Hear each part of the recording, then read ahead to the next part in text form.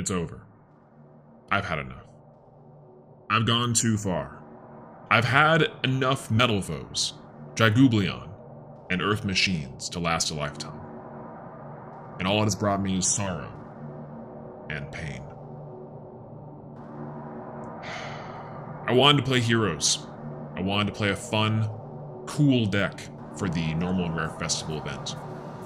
But turns out, y'all had room. I have now become supreme. Yo, what's up, boys and girls? It's your boy Swolelax here, and I'm back at it again with another video. This time, something just a little bit different. Today, it's a little bit hot and heavy inside of Texas, so we are deciding to talk about the hottest and the heaviest of decks, Evil Heroes. Inside of the normal and rare festival event, it turns out the best hero deck you can play is actually Jaden's Supreme King deck. It's a very interesting OTK control type strategy that I think works really well with heroes. And this deck was nowhere near on my radar until you guys turned me onto it. Thank you so much for the recommendation. I've been having a blast playing with it on ladder, and if you guys are looking to take a hero deck into a normal and rare event, this is the one to do. If you guys like this video, make sure to leave it a like, and if you want to see more from your boy, please consider subscribing, as it really does help out the channel. We're trying to hit 5,000 subscribers by the end of the year. I really hope we can do so. Really huge thank you to everyone so far that's subscribed and been along for the channel. It's been amazing. Thank you guys so much. This actually might be the best hero list for the event by far. And all deck lists that you're gonna see are gonna look somewhat similar to this, honestly, with slight variation.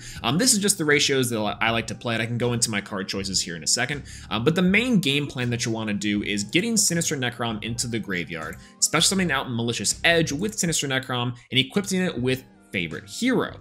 Then you can use Favorite Hero to go to Supreme King's Castle and try to OTK your opponent with a big body Malicious Edge. This is surprisingly consistent and really cool to see this deck in action. Let's go ahead and go into the card breakdown. We have 2 copies of Infernal Knight Kelly Rowland. This card's pretty cool because it allows you to search your equip spells. 2 copies of Evil Hero Infernal Prodigy. 3 copies of Fiendish Rhino Warrior. This card's great because it allows you to send a fiend monster from your deck to your graveyard. Then we have 2 copies of Evil Hero Infernal Gainer. 1 copy of Battling Boxer Veil.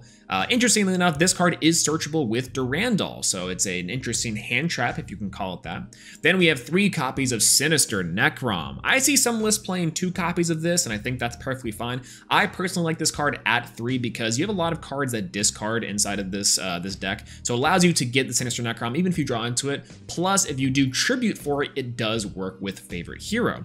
Then we have 3 copies of the boss monster Evil Hero Malicious Edge. This card does piercing damage. You can get it up to insane attack point with things like the Supreme King Castle. Very cool card for this deck, and I love the fact that it's getting to see play in some sort of fashion. Then 3 copies of Favorite Hero. This card is great. It reads, equipped only to a level 5 or higher hero monster, not just elemental hero. If you control a card in your field zone, the equipped monster gains attack equal to its original defense. Your opponent cannot target it with card effects. Very big. Then, at the start of the battle phase, you can activate 1 field spell directly from your hand or deck. You can only use this effect of Favorite Hero once per turn. When the equipped monster attacks and destroys a monster by battle, you can send this card to the graveyard, and the attacking monster can make a second attack in a row. This card really helps push for OTKs and get Malicious Edge or Sinister Necrom to insane damage. Next, we have 2 copies of Durandal. This is mainly a consistency card, but like I said, can also search Battling Boxer Veil. 2 copies of Supreme King Castle. This thing is quite good for this OTK. I'm only playing 2 copies because it is searchable. You don't want to draw into this thing. What it allows you to do is send a fiend or an evil hero monster from your deck or extra deck, which usually can be Sinister Necrom or Wild Cyclone, to boost your evil heroes on the field. This also works for general fiend monsters as well, so if you need to boost Fiendish Rhino Warrior or what have you, you can do so. Next, we have 3 copies of Mystical Space Typhoon. This deck really does struggle against back row. 2 copies of Forbidden Chalice. This card is way too good in this format. Then we have 3 copies of Phoenix Wing Wind Blast. This is an interesting tech. Some people are playing Raigeki Break, but I find that Phoenix Wing Blast is also good. I think both cards are fine. They're kind of interchangeable. They just do different things. Moving on, we have 3 copies of Wall of Disruption. I do think this card is particularly powerful for this deck because it allows you to OTK easier, especially if you don't open up a super stellar board going first. Again, this is kind of a pseudo OTK control type deck, so you want to be able to survive as long as possible until you can get your main combo and OTK together. Then we have 2 copies of Fiend Griefing. This is another way of getting Sinister Necrom to the graveyard, and sometimes can come up with banishing cards that might be revived from something like Earth Machines, maybe. Then we have 2 copies of Paleozoic Illinoides, which essentially are 4th and 5th copy of MST. Then we have 3 copies of Dinomischus. One thing to note with this card is that it has to go through for you to get that discard. One time I targeted an Odd Eyes Vortex Dragon and it negated this, and then I couldn't get Sinister Necrom to the grave. But, you know, we had to try, otherwise we were going to lose. And that's pretty much it for the main deck. For the extra deck, we have 3 copies of Inferno Wing, 3 copies of Wild Cyclone.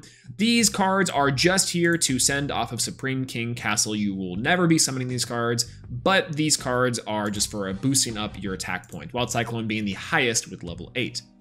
Then we have 1 copy of Malevolent Sin. This card doesn't come up too often, but because we're playing Battling Boxer Veil and also Infernal Gainer, it can come up. And it's a really good card in general, so I do recommend playing it. Then we have a Code Talker, 1 copy of Code Talker, 2 copies of Cross Sheep, and then also 1 copy of Geonator Transverser for our generic Link 2s.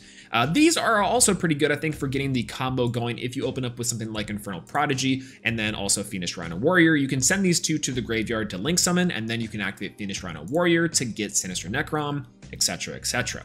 Then 2 copies of Infernal Devicer. This card does not really come up, especially for its fusion mechanics and applications, but it's okay as well. Like I said, we have 1 copy of Geonator Transverser, pretty good for spot removal as well, by the way. And then 1 copy of Power Code Talker and 1 copy of Berserker of the Tenyi as our Link 3. So a lot of times what would happen is if you do go into Cross Sheep or you do go into Geonator Transverser, then you need something on the field with a bigger body. You can go into Power Code Talker or Berserker of the Tenyi, potentially with Geonator Transverser, to take your opponent's monster and use it as link material. That way you can somewhat use it as pseudo spot removal. This deck is pretty interesting. It's funny that the best hero deck inside of this event is an OTK style hero list.